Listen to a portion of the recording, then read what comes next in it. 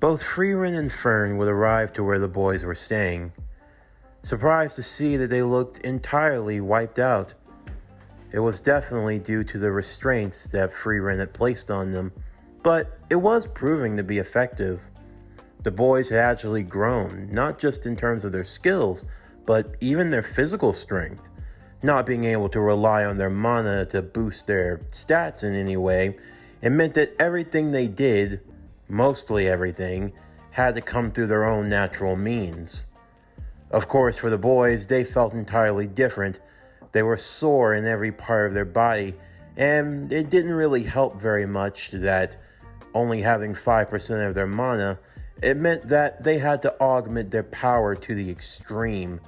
They had to be careful not to waste the little mana that they had doing anything that could end up taxing them out entirely. But it did help for the physical growth. But Frieren wasn't prepared to remove their seals. Not yet, anyway. At least, not until the exams were over. But today was a day of rest.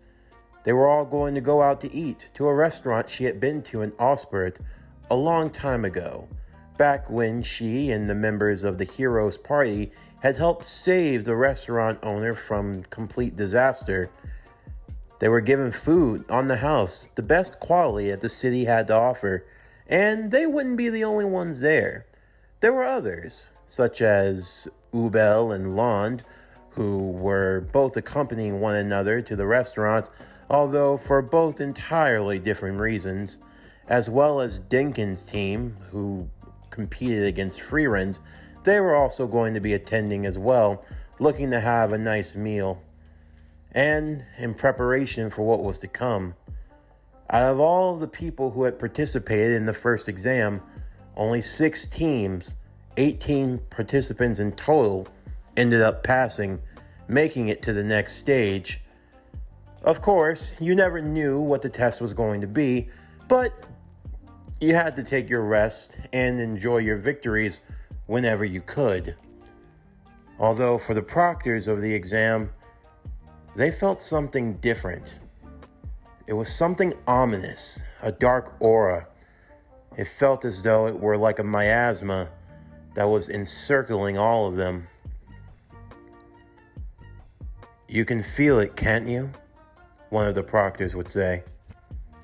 "Yes, a profound darkness, one that hasn't been felt since the era of the Demon King himself. What did you make of it? The bloodlust, the darkness.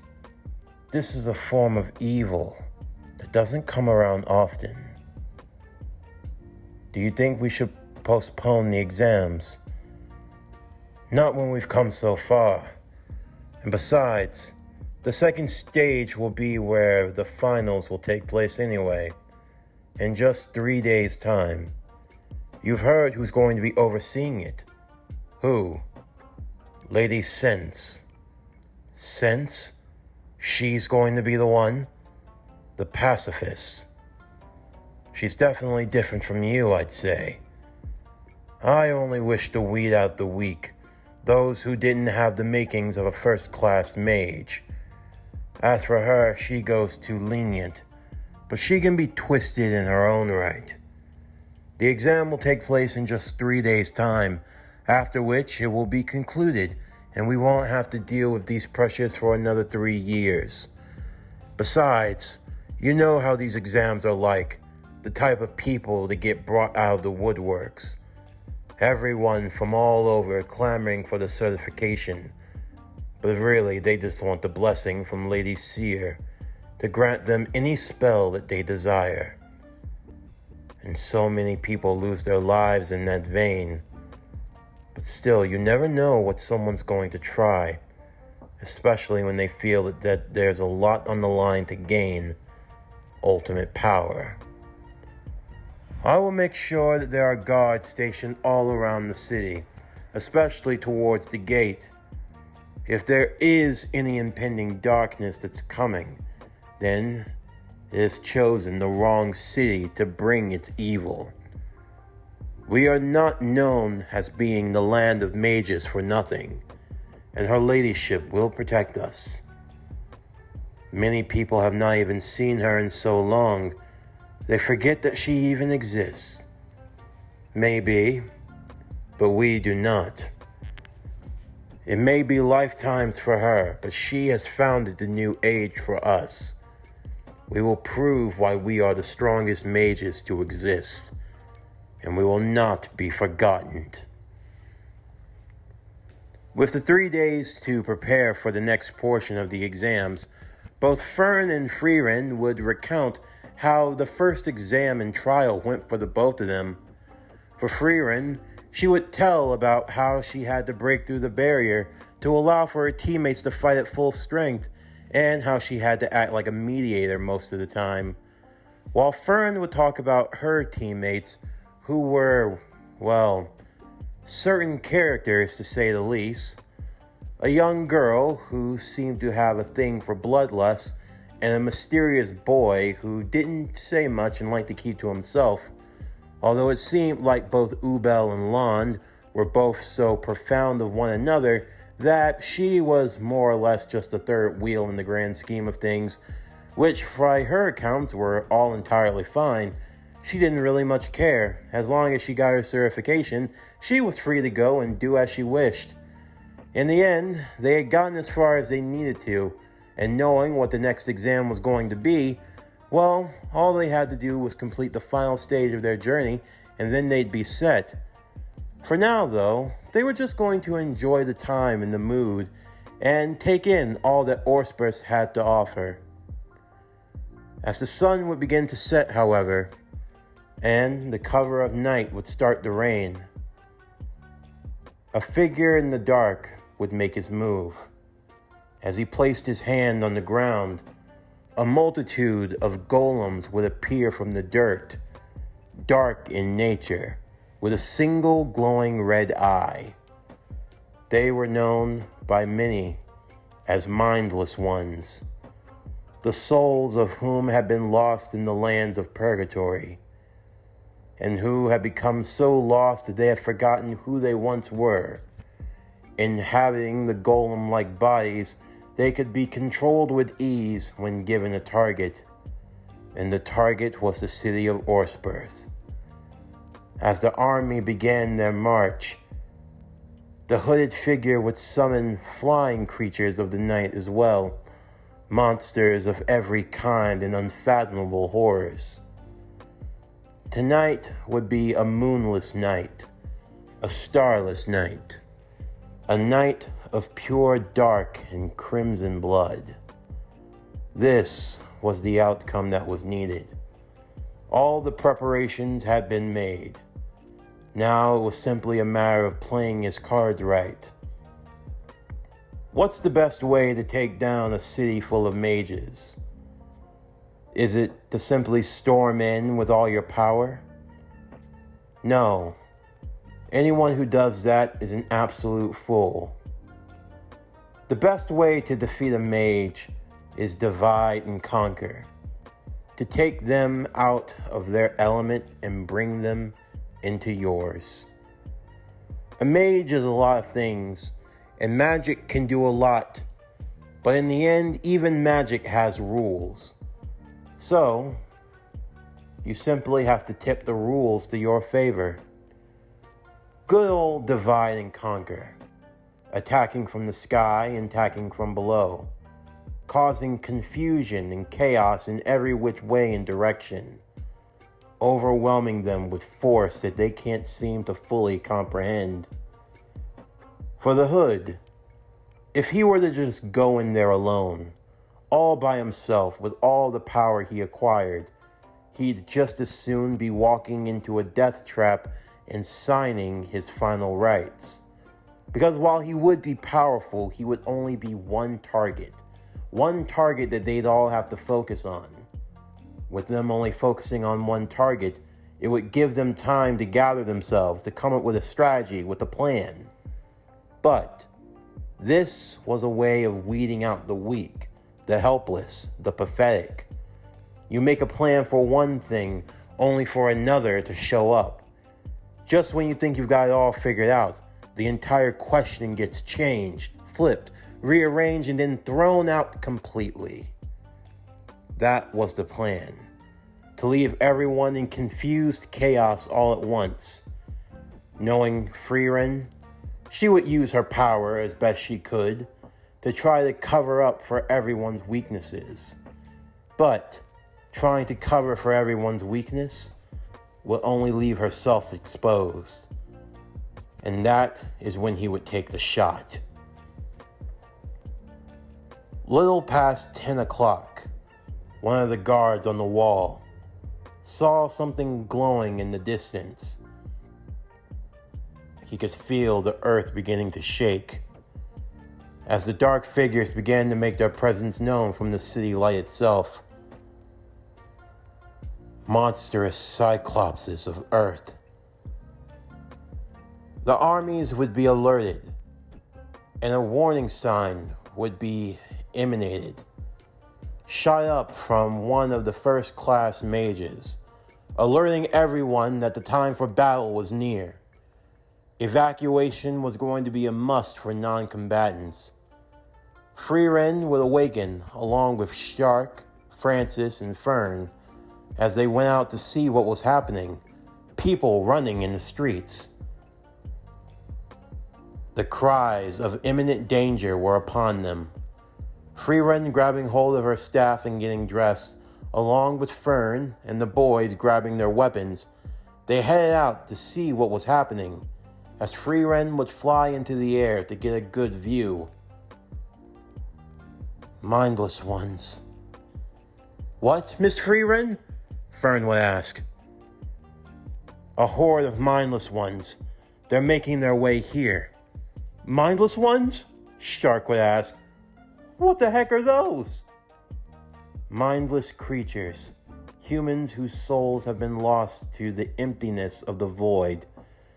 They have lost all sense of themselves and all sense of purpose. That's why they are mindless, because they cannot think. They know nothing at all except destruction, and they bring that to anything they come across. So why are they here? I mean, what are we going to... Calm down, Stark. It'll be fine. If we're just dealing with a little horde of mindless ones, it'll be difficult, but it's nothing that we can't over... It was just then that they would hear screeching coming from the sky itself. Flying monsters raining down fire and lightning and all other form of element would be descending upon the city. There were calls of even more monsters that were soon to come as well. And they were coming from every direction. To the east gate, to the north gate, the west gate, and even the south. The city was now under attack. Frieren would deduce that this was no ordinary attack. Whoever was doing this had to have planned it out from the very beginning. After all, for an attack of this magnitude to occur during this time of year, during the first-class mage exams, it couldn't be a coincidence. Orspurs was the capital of mages and of the mystic arts, where many of the most bright and promising of future mages in the world would gather for certification. Was this a plan to take out any new upcomers? Or was there something else? The potential of trying to steal something, perhaps? There were so many possibilities, but for now, the only thing that they could do was to stop the invasion by any means. Frieren would float Francis up into the top of a building, telling him to strike from a distance fighting with his arrows. That was where he was most suited. As for Stark, he would be sent to the east gate, while Fern would be sent to the west, and Frieren, she would take to the skies and make her way towards the north. With that, the group would split and go into their separate directions. However, for both Stark and Francis, it wasn't until Frieren was too far away that a cold realization washed upon them. They still had their seals, which meant they didn't have access to their full amount of mana, which meant they were going into a life or death situation at just 5% max. Unfortunately, they had no way of getting in contact with Miss Frieren. It was rather unsettling, but they were going to have to make do. They were simply just going to have to survive.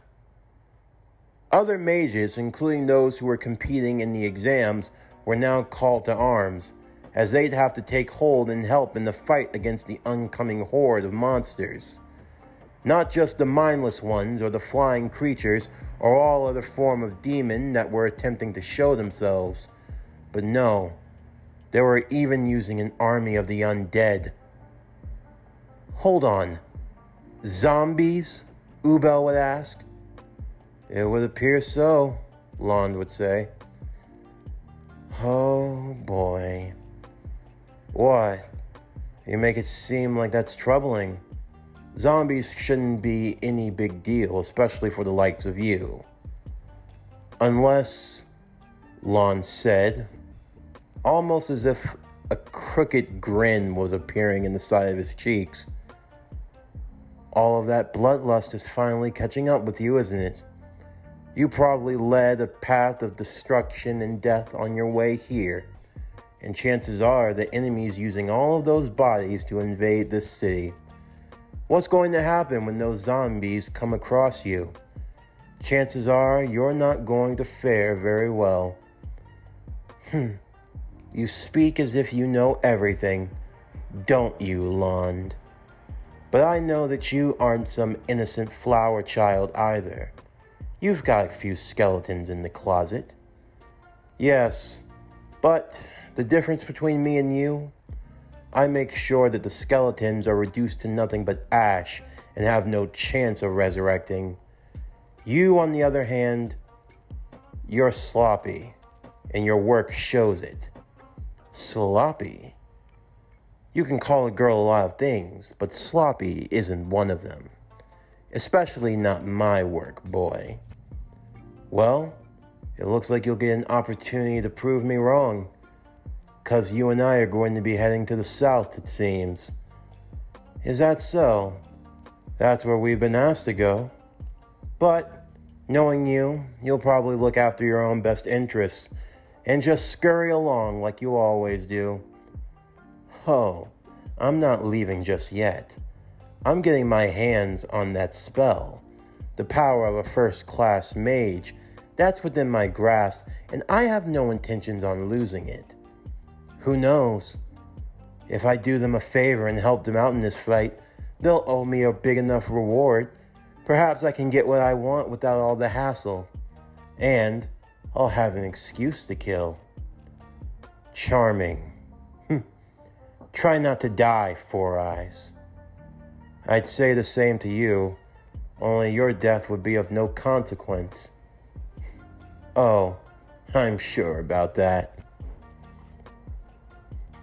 With that being said, everyone would move off into different locations, preparing for the battles that were to come. Even Deacon, in his old age, was preparing himself for a fight, having recovered from his battle with Frieren. Are you sure about this, Denkin? You have no reason to get involved. You're not even from this land, Richter would say. No.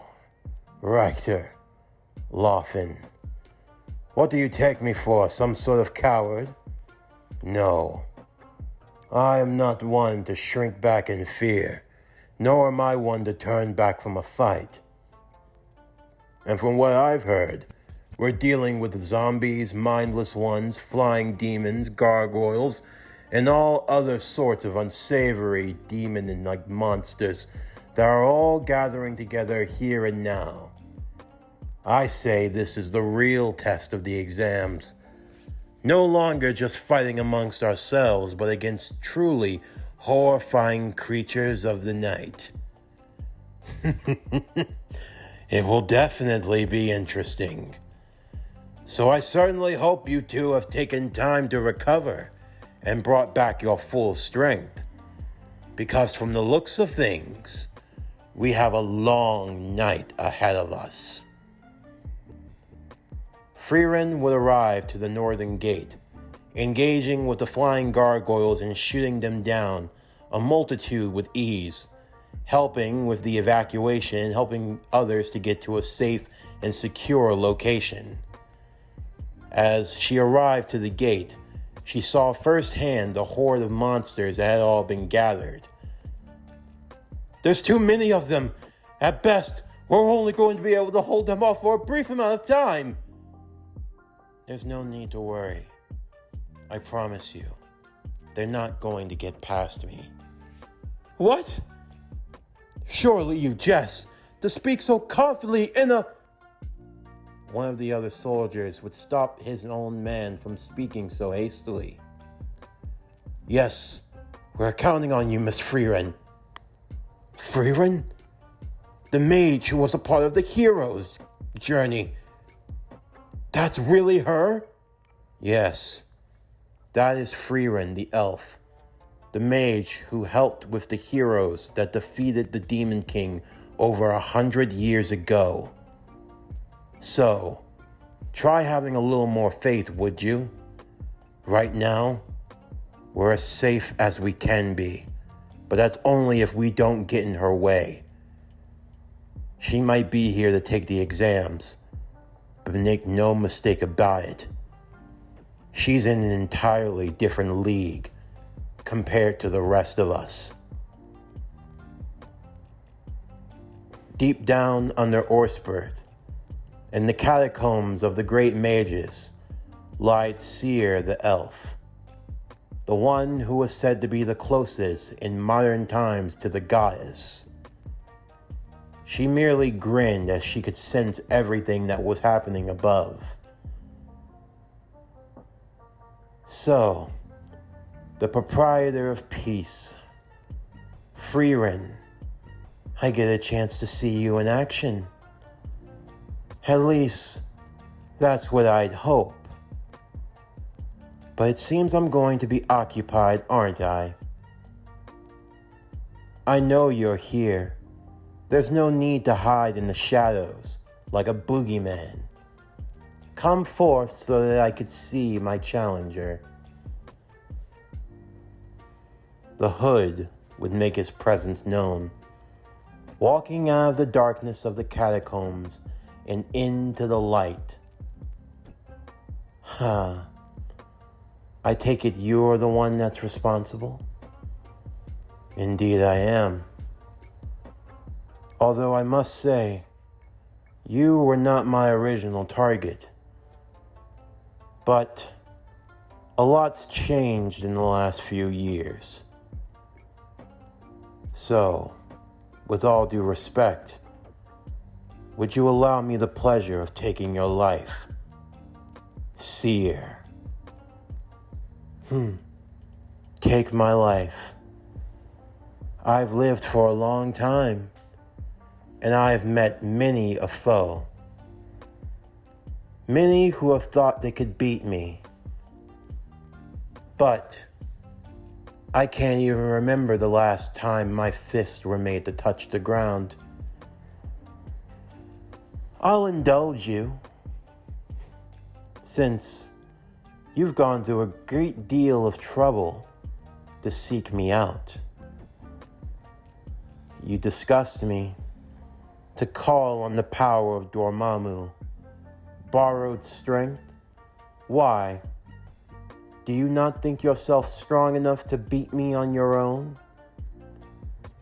Why ask a question you already know the answer to? I could live for 10 lifetimes, 20 lifetimes, and I alone with my own power would not even come close to a fraction of who you truly are. Let's just say that I was made very desperate. And after all, it's not every day that a mere mortal can trade blows with the Sorcerer Supreme. So I had to come prepared.